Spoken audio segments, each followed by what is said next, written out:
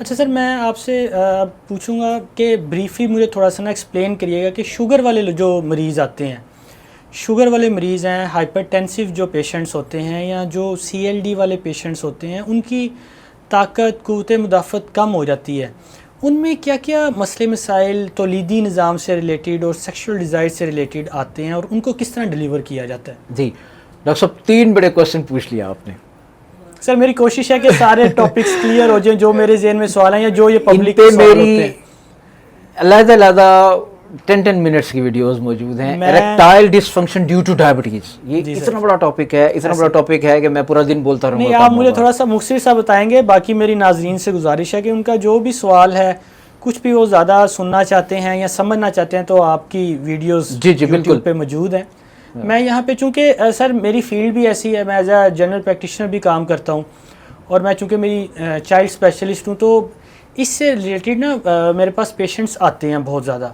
اور پھر جو پیرنٹس بھی ہیں جو اکثر بچوں کو اپنوں کو لے کر آتے ہیں، ان کے بھی یہ مسئلے مسائل نارملی ہیں سر یہ سننے میں. جس طرح آپ نے بتایا کہ یہ سیکس سے ریلیٹڈ بہت سے سمٹمز، ان کے مسائل یہ چل رہے ہوتے ہیں. تو اس چیز کو ڈیلیور کرنا، اگر مجھے کچھ آپ سے نالج مل رہا ہے تو یہ میرے لیے بھی اچھا اور ہمارے ناظرین کے لیے جی بھی. بالکل، میں خوشی محسوس کرتا ہوں. ڈائبٹیز اریکٹائل ڈس فنکشن، سب سے پہلے یہ سمجھنا ضروری ہے، جس طرح پاکستان میں 90% یا 80% ابو میں نے بتایا لوگ ہمارے میلز اریکٹائل ڈس فنکشن کے ہیں، اسی طرح ہمارے ہاں دنیا میں پاکستان وہ واحد ملک ہے جس میں شوگر سب سے زیادہ ہے. جی سر ایسا ہی ہے، وہ تو بار بار شوگر انسان کو بلڈ میں بعد میں آئے گی، اریکٹائل ڈس فنکشن پہلے آتی ہے. پری ڈائبٹک سٹیج میں لوگ اریکٹائل ڈس فنکشنز کے ساتھ آتے ہیں. یہ اتنی خطرناک ہے. 3 کام کرتی ہے. Number 1 neuropathy. جی سر.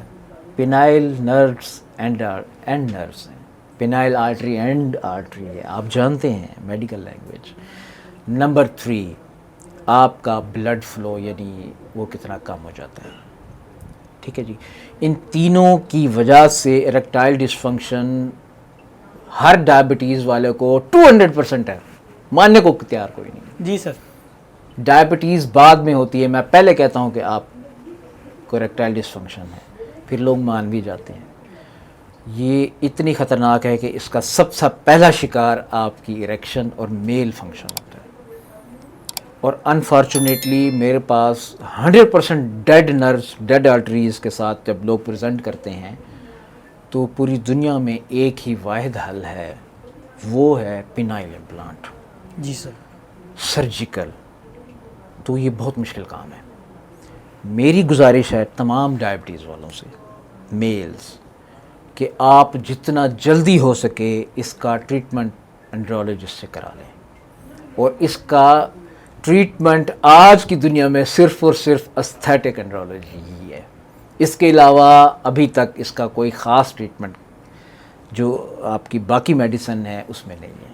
صرف استھیٹک انڈرولوجی اس کو جواب دے رہی ہے اور اس کا 70 to 90% اس کو حل بھی کر رہی ہے. اچھا سر، اچھے ریزلٹس ہیں. یہاں پر مجھے تھوڑا سا ایکسپلین بھی کر دیں کہ دیکھیں ہم بار بار بات کر رہے ہیں کہ استھیٹک انڈرولوجی اس کا حل ہے. اس میں کیا پروسیجرز ہیں، وہ کس طرح پرفارم کیے جاتے ہیں، اس کا ان کو کیا رزلٹ آتا ہے، یہ کتنا کوسٹلی ہیں، پاکستان میں ہو رہے ہیں، کون کون کر رہا ہے، کہاں پر کرتا ہے، کس طرح لوگوں کو پتہ چلے؟ پنجاب میں 3 اسپیشلسٹ استھیٹک انڈرولوجسٹ ہیں، میں نے ابھی بتایا اکارڈنگ ٹو مائی نالج. ایک بہاولپور میں ہیں، 2 لاہور میں ہیں، ایک آپ کے سامنے ہے، اور ایک اور ڈاکٹر صاحب ہے جو پراپرلی ٹرینڈ ہیں aesthetic andrologist, American aesthetic association کے، by training by the doctor Abbas Khadra. And he is a renowned andrologist in London. بہت مشہور کلینک ہے، اس میں وہ کام کرتے ہیں. اور اگر میں کہتا چلوں کہ ہمارے سابق وزیر اعظم بھی اسی کلینک پر جا کے اپنا علاج کراتے ہیں. ان سے میں ٹرینڈ ہوں. استھیٹک انڈرولوجی کیا ہے؟ 2 ورڈز ہیں، استھیٹک اینڈ انڈرولوجی. انڈرولوجی تولیدی صحت، سیکسول ڈس فنکشنز کے حوالے سے، چاہے میل ہے فیمیل ہے. اور استھیٹک یعنی شیپ دینا، خوبصورت بنانا. جی. اب سکن استھیٹکس بھی اسی سے نکلا ہے. فیس استھیٹکس بھی اسی سے نکلا. اسی طرح استھیٹک اینڈرولوجی یعنی جو میل سیکسل آرگنز اور فنکشنز ہیں ان کو خوبصورت بنانا, شیپ دینا اور اس کو اپنی بیسٹ پرفارمنس میں سامنے شو کرانا, لے کے آنا, اس کو استھیٹک اینڈرولوجی کہتے ہیں. اس کے اندر استھیٹک اینڈرولوجی کے اندر جو ہے ماڈرن ٹریٹمنٹ ہے جو کہ آپ کی اریکٹائل ڈسفنکشن ڈائبٹیز کی, جس میں نیوروپیتھی کی جواب ہے, آرٹیریوپیتھی کا جواب ہے, مسل ڈیمیج کا جواب ہے. اس کے اندر پی شارٹس یعنی پینائل کی پی آر پی, جیسے سکن اور ہیئر کی پی آر پی ہے, پینائل کی پی آر پی ہوتی ہے. آپ کے ہی گروتھ فیکٹرز آپ کے بلڈ سے لے کے ان کے جو مسل ڈیمیج ہو چکے ہیں اس کے اندر لگا کے ان کو گرو کیا جاتا ہے. جی سر. انہیں سے کے اندر جو ویسلز ڈیڈ ہو گئی ہیں وہ نہیں بنائی جاتی ہیں. جی. اور جو نروز ڈیڈ ہو چکی ہیں وہ نہیں بنائی جاتی ہیں. اسی کے اندر جو آپ کا penile organ due to disuse, جیسے مسل ڈسٹروفی ہے, ڈس یوز ڈائبٹیز میں وہ سوکھا سڑا ہو چکا ہے, آئی ایم سوری ٹو سے, جی سر, اس کو دوبارہ توانا بنانا, گرتھ اس کی بنانا, موٹائی کرنا اور اس کی لینتھ کرنا استھیٹک اینڈرولوجی ہے. فلرز یوز ہوتے ہیں اس میں.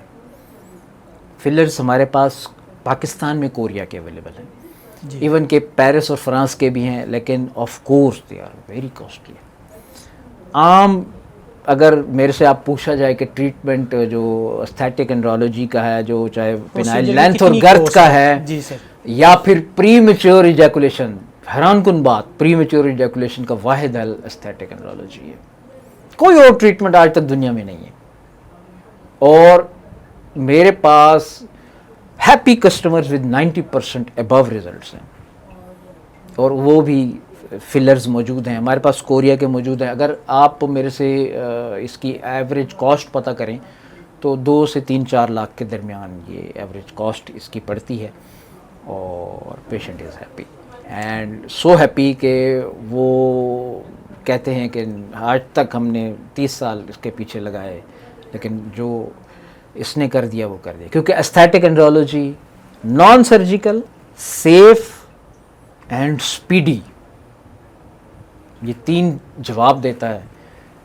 تو آج کل ماڈرن ٹریٹمنٹ اریکٹائل ڈسفنکشن کا استھیٹک اینڈرولوجی. اچھا سر, ڈائبٹیز والوں کا آپ نے بتا دیا, تھوڑا سا ہائپر ٹینشن اور سی ایل ڈی والوں کا بھی بتا دیں. دوسرا جو موٹاپا ہے یہ بھی اس چیز پر اثر انداز ہوتا ہے؟ جی, موٹاپے پہ میں پہلے بات کر لوں کہ موٹاپے کی وجہ سے آپ کی پینائل لینتھ ختم ہو جاتی ہے, اور عام طور پہ بیورڈ پینس آپ بچوں میں ٹریٹ کرتے ہیں. بالکل. تو کیا کر رہا ہوتا ہے, وہ انتظار کر رہا ہوتا ہے کہ پیوبک فیٹ کم ہوگا تو لینتھ نکلے گی, ایسے. تو اس کا جواب کس کے پاس ہے؟ Only aesthetic andrology. لیپولائسس, جی, فیٹ کو کم کر دیں آپ اس کی. بوٹاکس کے انجیکشن, لیگامنٹس لگا کے ہم لینتھ بڑھا دیتے ہیں, لینتھ کو باہر نکالتے ہیں. میرے پاس اتنا سیف, اتنا سپیڈی پروسیجر ہے کہ میں لینتھ آپ کی پہلے بتاؤں گا کہ یہ اتنی تھی, اور آفٹر ٹریٹمنٹ 1 منتھ کے بعد بتاؤں گا کہ یہ آپ کی ٹریٹمنٹ ہے. اور جو فیٹس کتنا بھی ہو, لیکن جب اس کی لینتھ باہر نکل آئے گی تو ایکسلنٹ پرفارمنس میل کی. ٹھیک ہے, یہ جواب ہو گیا آپ کے فیٹی لوگوں کا جن کو جو سیکس نہیں کر پاتے, یہ ان کا جواب ہے, وہ بھی استھیٹک اینڈرولوجی دے رہی ہے. اب آپ نے بات کی ہائپر ٹینشن اور سی ایل ڈی کے پیشنٹس کی. Yes, hypertension is the second most common cause of erectile dysfunction.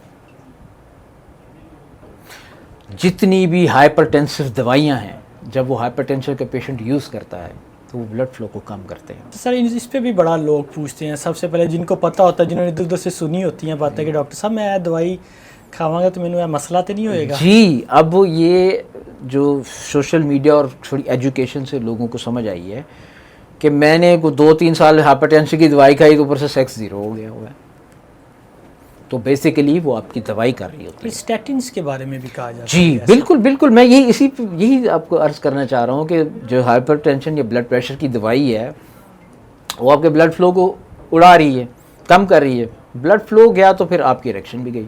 تو اس لیے ہائپر ٹینشن کے مریض کو specifically according to person treat کر کے اس کی اریکشن کو دیکھا جاتا ہے. اور یہ کامن کاز ہے, میں نے بتایا کامن کاز ہے اریکٹائل ڈسفنکشن کی. اب بات کریں گے CLD کے اوپر, chronic liver disease. Chronic liver disease میں آپ کو پتہ ہے جب پروٹینز نہیں بنے گی, البومن وغیرہ, جی سر, تو مسل ویسٹنگ آئے گی. جی, تو جب مسل ویسٹنگ آئے گی تو جو کورنوزا ہیں آپ کی پینائل کے, وہ ویسٹ ہو جاتے ہیں. So we have to rebuild them again, اور وہ بھی استھیٹک اینڈرولوجی کرتی ہے. اسی لیے یہ کامن لوگ ہیں, کامن کازز ہیں, اور یہ 100% لوگ اس سے افیکٹڈ ہیں. ہمارے معاشرے میں 90% لوگ ایکسیپٹ ہی نہیں کر پا رہے کہ ہمیں یہ پرابلم